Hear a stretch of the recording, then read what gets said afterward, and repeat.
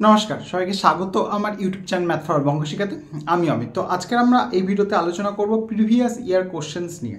ঠিক আছে, তো প্রিভিয়াস ইয়ার কোশ্চেন আমাদের কাছে কতটা ইম্পর্টেন্ট এবং প্রিভিয়াস ইয়ার কোশ্চেন করলে আমরা কতটা কমন পেতে পারি এবং প্রিভিয়াস ইয়ার কোশ্চেন করাটা কতটা উপযুক্ত, এইটার সঙ্গে সঙ্গেও আমি তোমাদেরকে বলবো যে এইটা কতটা তোমাকে ডিসঅ্যাডভান্টেজও দিতে পারে। তো দুটো জিনিস নিয়ে আমরা আলোচনা করব। প্রথমে ভালো কথাগুলো বলি, কারণ প্রথমে তোমাদের জানা দরকার যে প্রিভিয়াস ইয়ার কোশ্চেন্স কেন করবো, এবং ভিডিওটা যারা পুরোটা দেখবে তারা লাস্টে গিয়ে ট্রু ফ্যাক্ট যেটা যে প্রিভিয়াস ইয়ার কোশ্চেন করলে কতটা সমস্যায় পড়তে পারে সেটাও আমি তোমাদেরকে এই ভিডিওতে বিস্তারিত বলবো। তাই জন্য প্রথম থেকে শেষ পর্যন্ত দেখার অনুরোধ রইল, এবং ক্লাসের জন্য অবশ্যই চ্যানেলটাকে সাবস্ক্রাইব করে নোটিফিকেশন অন করে রাখো। প্রতিদিন তোমাদের লাইভ ক্লাস করানো হচ্ছে এবং আপলোডেড ক্লাসও থাকছে, এবং প্লেলিস্টগুলোও চেক করতে পারো।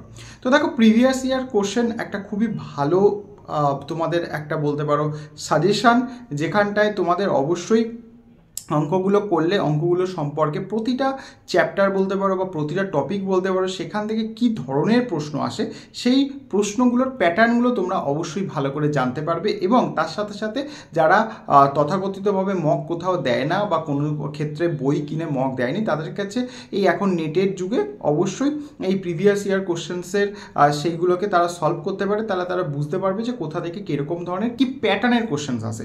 ঠিক আছে, আমি বারবার এই জায়গাটায় জোর দিচ্ছি যে যে চ্যাপ্টারগুলোকে কেউ যদি পছন্দ করে, তাহলে সেই টপিকের ওপরে সেইখান থেকে কি ধরনের প্রশ্ন আসছে, কোন ধরনের প্রশ্নগুলোকে আমি কিভাবে করলে আমার সেইটা অ্যান্সারে করাতে পারবো তাড়াতাড়ি, সেই জিনিসগুলো তারা ভাবতে পারে। প্রথমে সেটা পুরো ভালো করে সলভ করে একটা অপশান এলো, তার পরের বার যখন সেই জিনিসটাই আবার রিপিট প্র্যাকটিস করবে, সেই জিনিসটা তাকে কি দেবে না, একটা কনফিডেন্স দেবে যে এই অঙ্কটা পারবো, এবং সেক্ষেত্রে সে অনেক জায়গায় তাহলে স্কিপ করে গিয়ে সে অ্যান্সারটায় পৌঁছে দেবে, তারপরে তার সময়টাও বাঁচবে।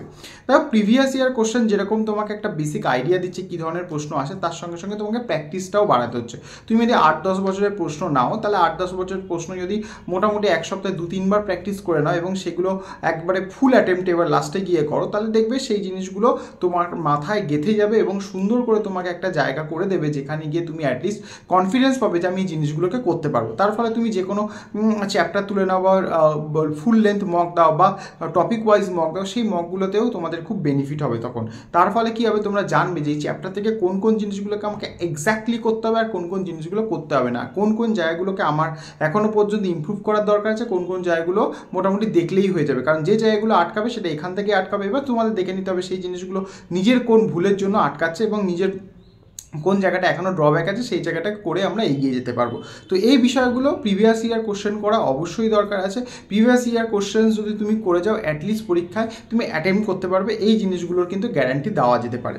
এবারে আসি যে তার বিপরীত দিকটায়, যে প্রিভিয়াস ইয়ার কোশ্চেন ছেলেপুলেরা কী করে, নর্মালি আমরা দেখেছি বেশিরভাগ ক্ষেত্রে এই যে জয়েন্টের ফর্ম ফিল আপ যারা করছো, তাদের মধ্যে বেশিরভাগ জনই কী হচ্ছে, আলাদা করে সেই জিনিসটা নিয়ে কখনো আলোচনা করোনি বাড়িতে বা সেইটা নিয়ে কখনো ভাবনি। সোকল্ড আমাদের এইচএসের পরে সেটা নিয়ে ভাবা হয়, কারণ এইচএসের পর মোটামুটি 1-1.5 মাস আমরা সময় পেয়ে যাই, তার ফলে আমরা সেই জিনিসটা তখন করবো বা সেই জিনিসটা তখন নিয়ে চর্চা করবো সেইটা। তার ফলে কি হয় না, কেউ যদি একটু ভালো অঙ্কে হয়, সে পরীক্ষায় গিয়ে অন্তত 10-12টা অঙ্ক করে দিল, ফিজিক্স কেমিস্ট্রির 5টা করে 10টা হয়ে গেল, তার একটা মিনিমাম স্কোর হলো, তার ফলে একটা রিসেন্ট কলেজে অ্যাডমিশন হয়ে যাবে। তো সেই জিনিসগুলো ভাবে। দেখো, অ্যাটলিস্ট আমি যদি চেষ্টা করি যে ম্যাথে 40 বা 50, ফিজিক্স কেমিস্ট্রি 20, 40, 50, মানে 80-90 এর কাছাকাছি যদি আমার একটা স্কোর থাকে না, 80-90 এর কাছাকাছি একটা স্কোর থাকলে আমার কিন্তু র্যাঙ্ক খুব ভালো একটা আসবে, এরকম বলা যাবে না, কিন্তু খুব খারাপও হবে না, ভালোর কাছাকাছিই থাকবে। ঠিক আছে, তাহলে সেই জায়গায় দাঁড়িয়ে মোটামুটিভাবে আমার যেটা ইচ্ছা সেই জায়গায় আমি নিতে পারি। হ্যাঁ, হয়তো নিজের পছন্দ মতন গভর্নমেন্ট কলেজ হবে না, নিজের পছন্দ মতো গভর্নমেন্ট কলেজে পছন্দ মতো সাবজেক্ট নাও বা হতে পারে, কিন্তু ভালো একটা কলেজে হবে এবং নিজের পছন্দ মতো সাবজেক্টে তখন হবে। গভর্নমেন্টের ক্ষেত্রেও চান্সটা কিন্তু থেকে যায়। তো সুতরাং 80-90 স্কোর করাটা একটা খুব ভালো পজিশন, যেখান থেকে যে কোনো বছরই হোক না কেন সেখানে আমরা একটা ভালো জায়গায় পৌঁছাতে পারি। এবার যদি পুরোটাই আমরা রিলাই করে থাকি এই ইয়ার কোশ্চেনের ওপর, তাহলে কিন্তু একটা ভুল ধারণা। কারণ কি, তোমরা যদি প্রিভিয়াস ইয়ার কোশ্চেন্সগুলো ভালো করে ঘাটো, কোনো বছর দেখবে না যে একটা হিউজ অ্যামাউন্ট কোশ্চেন্স কিন্তু রিপিট হয়েছে। কোনো বছরের সাথে কোনো বছরে কিন্তু huge amount of questions repeat হয় না। আমি যেটা তোমাদেরকে প্রথমে বললাম যে সেম প্যাটার্নের অঙ্ক থাকবে, হ্যাঁ, সেম টাইপের অঙ্ক থাকবে, কিন্তু হুবহু সেম থাকবে না। সুতরাং শুধুমাত্র যদি এইটার উপর রিলাই করে যাও, তাহলে কি হবে, প্যাটার্নটা একই পেয়ে গেলে সলভ করার যদি না প্রসেসটা বা সেই ক্যাপাবিলিটি যদি না আমার মধ্যে থাকে, থাকে তাহলে কিন্তু সেই জিনিসটা আমি সলভ করতে পারবো না। তাই জন্য আমি বলবো যে শুধুমাত্র এটার ওপর ডিপেন্ড করে গিয়ে পরীক্ষা দেওয়াটা দরকার নেই। একটুখানি তোমরা চেষ্টা করে যেও যে এটার বাইরে থেকে যদি আসে সেইটা হবে, কারণ পুরোপুরি লোকে বলে না 10 ইয়ার্স কোশ্চেন করে দিলে পুরো কমন চলে আসে। তাহলে প্রতি বছরই ছেলেপুলেরা তো সবই যদি কমন পেয়ে যেত তাহলে প্রতি বছরের র্যাঙ্ক তো সেই সবাই পেয়ে যেত, তাহলে কেন? কারণ ইয়ার কোশ্চেন তো কম বেশি সবাই দেখে যায়।